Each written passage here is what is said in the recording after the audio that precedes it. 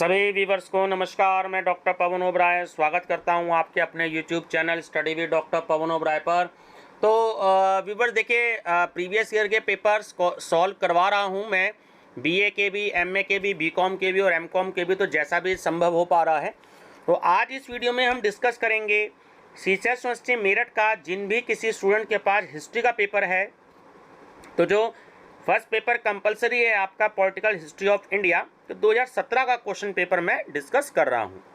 तो 2018, 2019, 2020, 2021 ये सारे पेपर्स मैं सॉल्व करवा चुका हूं। फर्स्ट टाइम चैनल को देख रहे हैं तो study with doctor Pawan Oberoi channel को सब्सक्राइब करके आप सबसे पहले तो बेल आइकन प्रेस कर लीजिएगा लेटेस्ट नोटिफिकेशन के लिए, और दूसरा आप प्लेलिस्ट विजिट कर लीजिएगा पॉलिटिकल हिस्ट्री ऑफ इंडिया के नाम से। तो उसमें आपको जो है प्रीवियस ईयर के पेपर्स अवेलेबल हो जाएंगे। इसके बाद एक पेपर्स मेरे पास और है 2016 का, तो शायद मैं कल उसको भी सॉल्व करवा दूंगा। दूसरा पेपर आपका जो हिस्ट्री ऑफ इंडियन कल्चर वाला है वो भी मैंने 2020 का सॉल्व करवा रखा है, आप उसकी प्लेलिस्ट देख लीजिएगा। वो भी मेरे पास में क्वेश्चन पेपर अवेलेबल हो चुके हैं, मैं उन्हें सॉल्व कर चुका हूँ। तो वो भी मैं आपसे डिस्कस करता रहूँगा, ठीक है।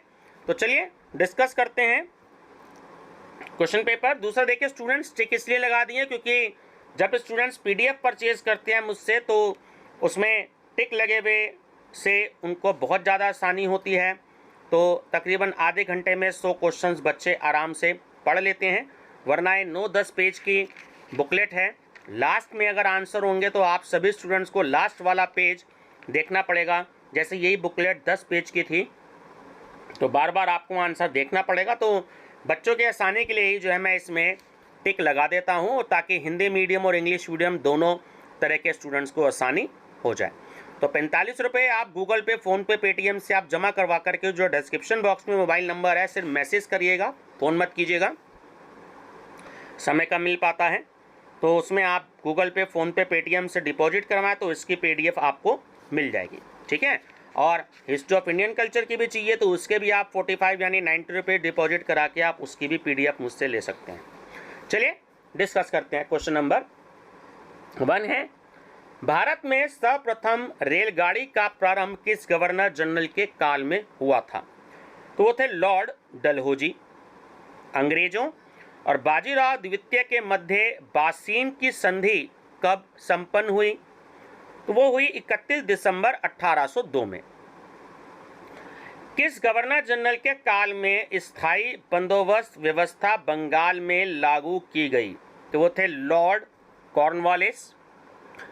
रैयतवाड़ी पद्धति का प्रवर्तक कौन था? तो वो था थॉमस मुनरो।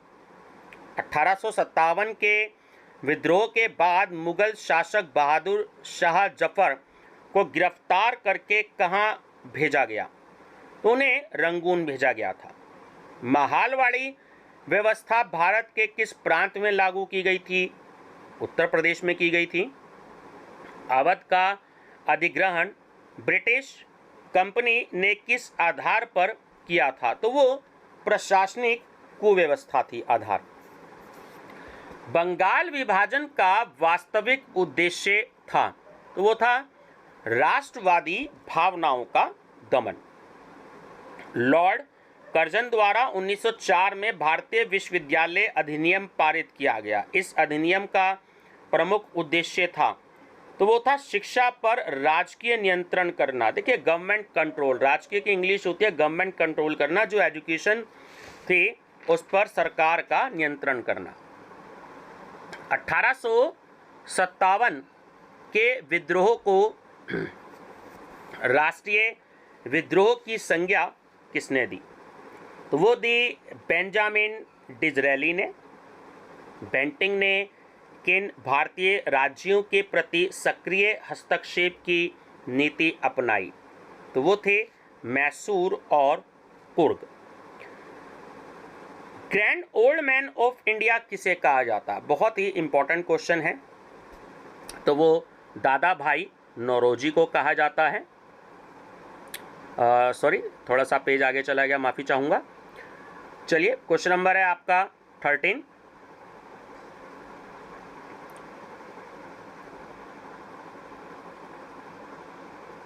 एक सेकंड, थोड़ा सा ये 2018 का पेपर आ गया है, सॉरी, माफ़ी चाहूँगा मैं इसके लिए, क्योंकि हम 2017 का डिस्कस कर रहे हैं। 2018 का मैं कल की वीडियो में एक्चुअली करवा चुका था। चलिए तो क्वेश्चन नंबर है आपका 13। कांग्रेस की ओर से द्वितीय गोलमेज सम्मेलन में किसने भाग लिया? महात्मा गांधी जी ने। असहयोग आंदोलन स्थगित करने का तत्कालिक परिणाम क्या था? देखिए, तीनों परिणाम थे: क्रांतिकारी आंदोलन का पुनः उदय और भारतीय राष्ट्रीय कांग्रेस में निराशा, हिंदू मुस्लिम एकता पर प्रतिकूल प्रभाव। तो ये तीनों रीजन थे। तो डी ऑप्शन इसमें करेक्ट है कि उपयुक्त सभी। 15 क्वेश्चन यूनिवर्सिटी ने कैंसिल कर दिया था, इसको डिस्कस नहीं करेंगे। भारत में पुर्तगाली शक्ति का वास्तविक संस्थापक कौन था? तो वो था अल्बुकर्क। इनमें से कौन कैबिनेट मिशन का सदस्य नहीं था? वेबल नहीं था। अंग्रेजों व मराठा सरदार राघोवा के बीच सूरत संधि कब हुई? तो ये हुई मार्च 1775 ईस्वी में। 12 भाई समिति की स्थापना किस मराठा ने की? तो वो नाना ने की थी। डचों ने भारत में अपनी व्यापारिक कोठियां बनाई। तो देखिए, कालीकट में भी बनाई हैं और सूरत में भी बनाई थी और चिनसुरा में भी बनाई थी। तो डी ऑप्शन सही है उपयुक्त सभी में। कलकत्ता के स्थान पर दिल्ली को राजधानी कब बनाया गया? सन 1911 ईस्वी में। यहाँ पर एक क्वेश्चन ये निकलता है स्टूडेंट्स कि दिल्ली से पहले कौन सा शहर भारत की राजधानी था, है ना? तो दिल्ली से पहले कलकत्ता थी राजधानी, ये ध्यान रखेंगे आप। और 1911 में कलकत्ता के स्थान पर दिल्ली को राजधानी बना लिया गया था। सविनय अवज्ञा आंदोलन का प्रारंभ कब हुआ? तो 6 अप्रैल 1930 में। कांग्रेस ने किस गोलमेज सम्मेलन में भाग लिया? देखिए, अभी आया था क्वेश्चन नंबर आपका जिसमें महात्मा गांधी आंसर था, है ना? तो जैसे क्वेश्चन नंबर 13 था कि कांग्रेस की ओर से द्वितीय गोलमेज सम्मेलन में किसने भाग लिया? तो आंसर था महात्मा गांधी। तो अगर क्वेश्चन को अगर आप ध्यान से देखें तो अब आया है कि कांग्रेस ने किस गोलमेज सम्मेलन में भाग लिया? तो कांग्रेस की तरफ से महात्मा गांधी जी ने ही भाग लिया था, तो वो द्वितीय गोलमेज सम्मेलन था। मुस्लिम लीग की स्थापना किस वर्ष में हुई? सन 1906 ईस्वी में। कैबिनेट मिशन योजना के समय इंग्लैंड का प्रधानमंत्री कौन था? एटली। कानपुर में 1857 ईस्वी की क्रांति का नेतृत्व किसने किया? नाना साहिब ने। 25 जून 1945 की लॉर्ड वेबल ने वेबल योजना पर विचार करने के लिए सम्मेलन बुलाया। तो कहाँ बुलाया? और शिमला में बुलाया। सीधी कार्यवाही की घोषणा किसने की? मोहम्मद अली जिन्ना ने। खिलाफत था, तो खिलाफत देखिए वो एक धार्मिक सत्ता थी, ठीक है। होम रूल लीग की स्थापना कब हुई थी? तो ये 24 अप्रैल 1916 ईस्वी में हुई थी। देखिए यहाँ पर इस क्वेश्चन में 24 अप्रैल मोस्टली स्टूडेंट्स को याद रहता है, तो यहाँ ध्यान रखना है कि 1916। कूका आंदोलन किस प्रांत में हुआ? कूका आंदोलन जो था, बहुत इंपॉर्टेंट क्वेश्चन है, कई बार आया है। तो ये पंजाब में हुआ था। अवध को ब्रिटिश साम्राज्य में कब मिलाया गया? 1856 ईस्वी में। हैदर अली कहाँ का शासक था? मैसूर का। रिंग फेस जो कि एक सुरक्षा प्रकोष्ठ था, तो की नीति से कौन संबंधित है? तो वो है वॉरेन हेस्टिंग्स। बेसिन की संधि किसके मध्य हुई? देखिए बेसिन की संधि जो थी वो अंग्रेजों और बाजीराव द्वितीय के बीच में हुई थी। बेंटिंग को भारत का गवर्नर जनरल कब बनाया गया? 1828 ईस्वी में। भारतीय तार विभाग की स्थापना कब की गई थी? 1852 ईस्वी में। लॉर्ड डलहौजी को भारतीयों पर विश्वास नहीं था, इसलिए उसने सेना में निम्न में से किसे भर्ती करने को प्रोत्साहित किया? गोरखा को। तृतीय आंग्ल मराठा युद्ध के समय भारत का गवर्नर जनरल कौन था? तो वो था लॉर्ड हेस्टिंग्स। 1857 के विद्रोह के समय ब्रिटेन का प्रधानमंत्री कौन था? वो था Lord Palmerston. Vernacular press act को किस वायसराय ने समाप्त किया? लॉर्ड रिपन ने। भारत में जनगणना किस वायसराय ने प्रारंभ कराई थी? वो भी लॉर्ड रिपन ने ही करवाई थी। भारतीय सचिव के पद का सृजन किस अधिनियम के अंतर्गत किया गया? वो सन 1958 ईस्वी के अंतर्गत किया गया। भारतीय राष्ट्रीय कांग्रेस की स्थापना का मुख्य कारण था कि ह्यूम, जो कि संस्थापक थे, अंग्रेजी साम्राज्य को छिन्न छिन्न होने से बचाना चाहते थे। तो यह किसने कहा था? ये कहा था लाला लाजपत राय ने। राजनीति भिक्षावृत्ति की नीति का पालन किसने किया? उदारवादियों ने। स्वराज पार्टी का संस्थापक कौन था? तो वो मोतीलाल नेहरू जी थे। प्रत्यक्ष चुनाव पद्धति किस अधिनियम के अंतर्गत लागू की गई? तो वो भी 1919 ईस्वी में लागू की गई थी। 1935 ईस्वी के प्रस्तावित भारतीय संघ में देशी रियासतों का शामिल होना था, तो वो ऐच्छिक था। ऐच्छिक मतलब मर्जी थी उनकी, कोई अनिवार्य नहीं था। भारत में खिलाफत आंदोलन आरंभ करने का सर्वप्रमुख कारण था, तो वो था कि तुर्की की एकता व अखंडता की रक्षा करना। कांग्रेस व मुस्लिम लीग के बीच लखनऊ समझौता कब हुआ? 1916 में हुआ। किस अधिनियम द्वारा प्रांतों में द्वैध प्रणाली लागू किया गया? तो वो किया गया 1919 ईस्वी के द्वारा। सांप्रदायिक चुनाव पद्धति किस अधिनियम द्वारा लागू की गई? तो वो 1909 ईस्वी द्वारा लागू की गई। 1857 के विद्रोह के समय भारत का गवर्नर जनरल कौन था? बहुत इंपॉर्टेंट क्वेश्चन है ये वाला। तो वो लॉर्ड कैनिंग था, है ना, लॉर्ड कैनिंग। ध्यान रखेंगे, मेरठ से शुरू हुआ था। अवध में स्वतंत्रता सेनानियों का 1857 की क्रांति में नेतृत्व किसने किया? तो वो बेगम हजरत महल ने किया। ठीक है। इंपीरियल कैडेट कोर की स्थापना किसने की? लॉर्ड कर्जन ने की। किस गवर्नर जनरल ने कहा था कि उनकी 2 स्त्रियों में से मुसलमान को वह अधिक चाहता है? तो सर बैम्फाइल्ड ने। सर बैम्फाइल्ड। ये क्वेश्चन बहुत ज़्यादा बार नहीं आया, 1-2 बार ही आया है। स्थानीय स्वशासन को प्रोत्साहित करने वाला वायसराय था, तो वो था लॉर्ड रिपन। दोहरी शासन व्यवस्था असुविधाजनक, दुर्वह तथा जटिल है, यह किसका कथन है? यह है पामरस्टन का। रानी लक्ष्मीबाई को पराजित करने वाले अंग्रेज जनरल का नाम था, तो वो था ह्यूज रोज। कंपनी ने रिंग फेंस की नीति का अवलंबन कब से कब तक किया? तो वो 1757 से 1813 ईस्वी तक किया।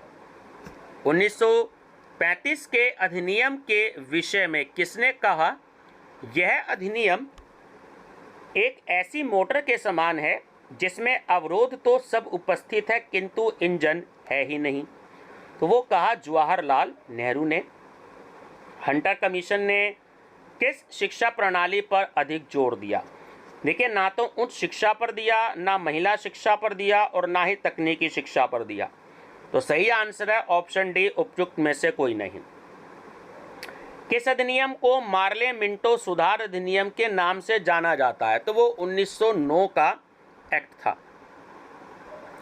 भगत सिंह, राजगुरु और सुखदेव को किस तिथि को फांसी दी गई ना, ये तो देखिए एक जनरल सा क्वेश्चन है, आज सभी लोगों को पता भी होना चाहिए। तो उनको दी गई 23 मार्च 1931 को, ठीक है, 23 मार्च 1931 को।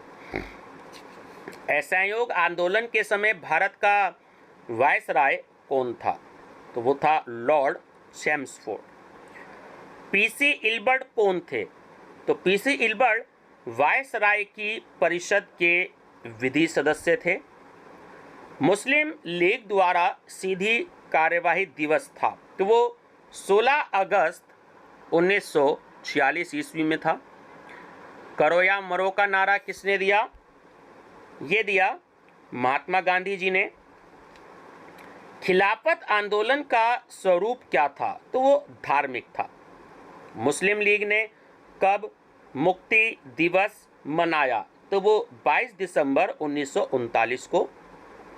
नाना साहब के कमांडर इन चीफ कौन थे?